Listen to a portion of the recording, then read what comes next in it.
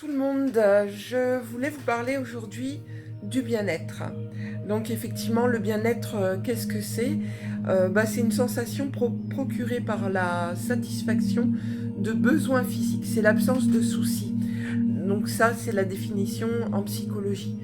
Pour nous, en fait, le bien-être, qu'est-ce que c'est? C'est tout simplement la sensation d'être porté par une énergie extérieure. C'est la sensation, en fait, de ne plus avoir de sentiment de conflit. Alors, je vais vous donner quelques petites astuces pour arriver à vous aider à atteindre ce bien-être. Donc, tout d'abord, qu'est-ce qu'il faut? Il faut déjà, au niveau de son environnement, être dans un environnement qui nous corresponde. Alors, on ne peut pas toujours choisir si l'on va habiter à la ville ou à la campagne. C'est vrai qu'avec le travail, on ne fait pas toujours ce qu'on veut.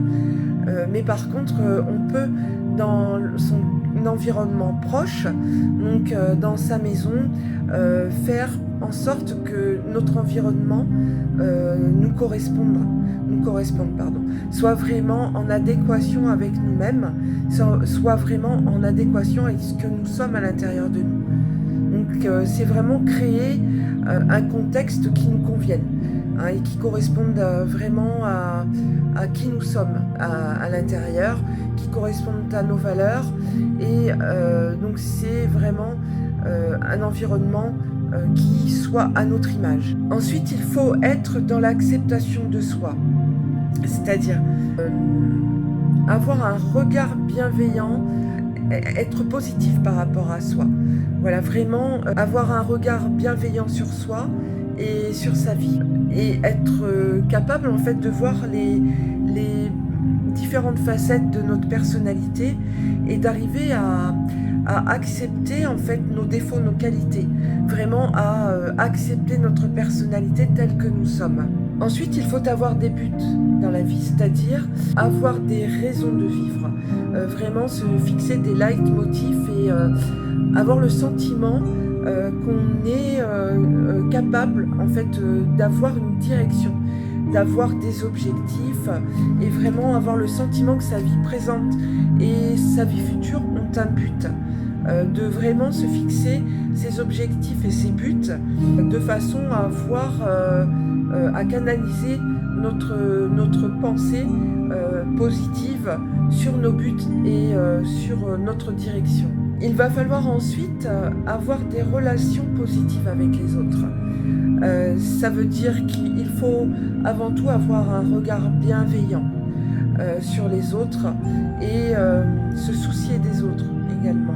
Avoir un relationnel aux autres empli d'empathie. Avoir un relationnel aux autres qui nous remplissent au travers des relations chaleureuses, parce que c'est vrai que c'est important d'avoir des relations chaleureuses et cordiales, et puis vraiment avoir de l'affection pour l'autre.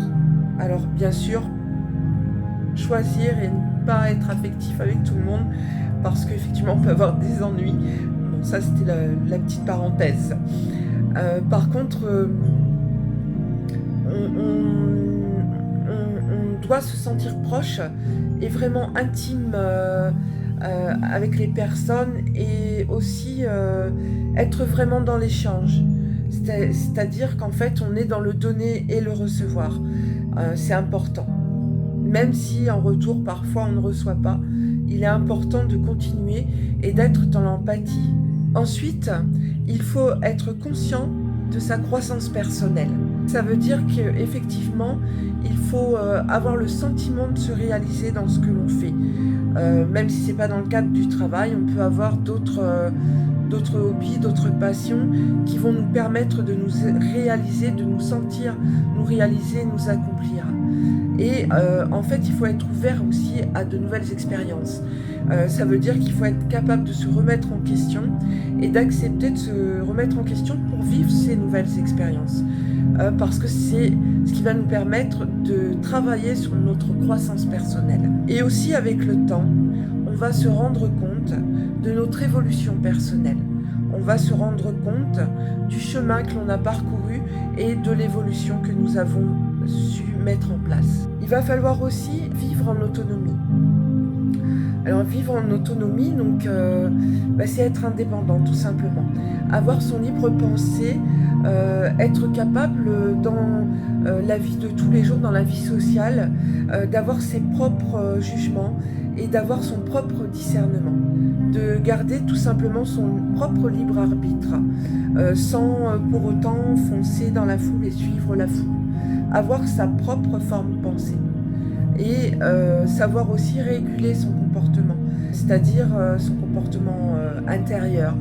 Ne pas s'emballer et ne pas partir dans des crises de colère, par exemple, si l'on n'est pas d'accord avec quelqu'un. C'est accepter aussi que les autres puissent avoir une façon de penser différente de la nôtre. Mais on garde quand même son libre arbitre. On va être capable de s'évaluer selon ses normes personnelles. Ça veut dire qu'on va être capable de contrôler notre comportement de l'intérieur. On va être capable de contrôler ce comportement de l'intérieur pour pouvoir vivre en bonne harmonie avec les gens qui nous entourent. Voilà, donc c'est effectivement ce que je voulais partager avec vous aujourd'hui. Donc pour pouvoir vous aider à atteindre ce bien-être, voici quelques petites astuces. Et par contre, bien évidemment, vous pouvez vous faire aider par des personnes extérieures. Donc si vous voulez retrouver un bien-être psychologique, n'hésitez pas à consulter un psychologue ou sophrologue. Après, c'est vrai que la parole peut être bénéfique, en tout cas et positive. Et vous pouvez également faire appel à des aides pour le bien-être physique. Vous pouvez déjà commencer par, pourquoi pas, faire du sport, de la marche. Vous pouvez également faire appel à des praticiens de techniques naturelles qui, eux, sont à même de vous aider. Bien sûr, n'hésitez pas à pousser des portes lorsque vous sentez en fait que vous êtes à saturation. Dès que vous sentez en fait que le stress vous étouffe et que vous n'êtes plus en situation de bien-être, n'hésitez pas à vous faire aider et surtout prenez soin de vous. Voilà, c'est ce que je voulais partager avec vous aujourd'hui et je vous dis à bientôt pour de nouveaux sujets. Et donc n'hésitez pas à me contacter par mail, je vous répondrai, bien que j'ai pas mal de messages actuellement, mais n'hésitez pas à me contacter. Et surtout, je vais vous souhaiter une belle et bonne journée. Et même s'il ne fait pas beau, le soleil se lève quand même. Et derrière les nuages, la lumière brille toujours. À bientôt. Ciao, ciao.